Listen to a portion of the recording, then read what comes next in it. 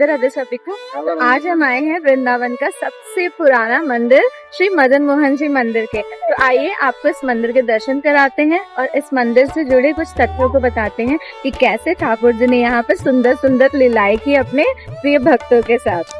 इस मंदिर की स्थापना 16वीं शताब्दी में श्री सनातन गोस्वामी जी ने की थी, जो कि श्री चैतन्य महाप्रभु के प्रमुख शिष्यों में से एक थे। बाद में इस मंदिर का पुनर्निर्माण श्री रामदास कपूर जी ने करवाया, जिसके पीछे की एक रोचक कथा प्रसिद्ध है।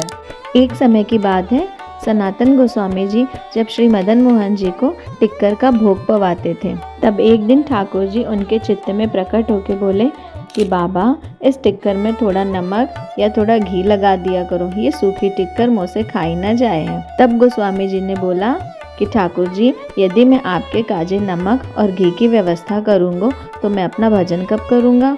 क्योंकि श्री सनातन गोस्वामी जी सिर्फ 4 घंटे अपनी दिनचर्या करते थे, जिसमें उनका स्नान, ठाकुर जी के लिए भोग पकाना और भिक्षा याटन सब कुछ आता था। बाकी के 20 घंटे वो भजन किया करते थे। तब गोस्वामी जी ने बोला कि यदि आपको घी और नमक चाहिए तो अपनी व्यवस्था खुद करो। फिर उसके कुछ दिनों बाद ठाकुर जी ने अपने भोजन प्रसादी के लिए एक लीला रची।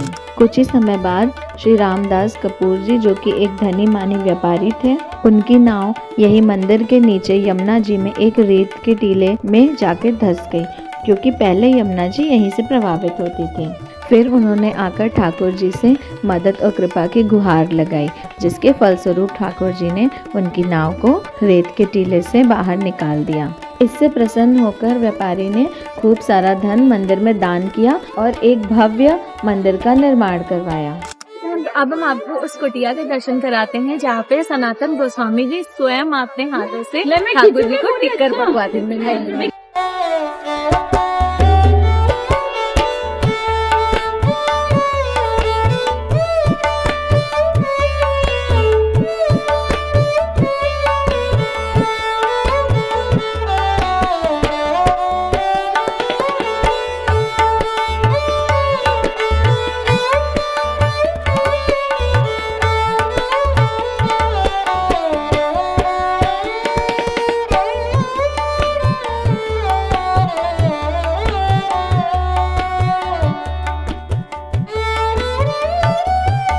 यही वो भजन कुटिया है जहाँ पर श्री सनातन गोस्वामी के हाथ से टिक्कर पाने के लिए ठाकुर जी स्वयं प्रकट होके आया करते थे और अपने भक्त के हाथ से टिक्कर पाया करते थे।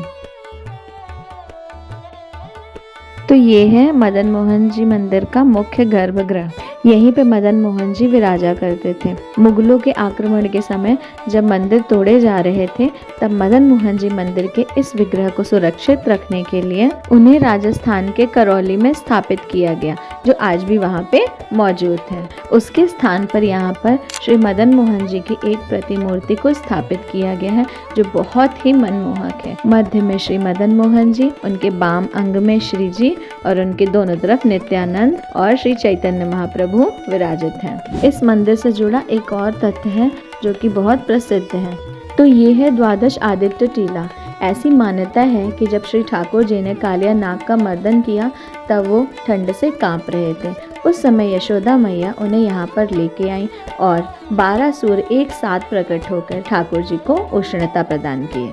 जब भी आप इस मंदिर में आएं तो श्री सनातन गोस्वामी जी की समाधि के अवश्य दर्शन करें, क्योंकि आचार्य की कृपा होना बहुत ही ज़रूरी है। यहाँ पे आके आपको एक अद्भुत ही शांति मिलेगी, एक अलग ही सुकून मिलेगा। यहाँ कुछ देर आप बैठकर श्री ठाकुर जी को याद करते हुए कुछ देर आप नाम जप अवश्य करें। तो ऐसे ही वीडियोस के लिए हमारे चैनल से जुड़े रहें। तब तक के लिए श्री हरिवंश। राधे राधे सभी को।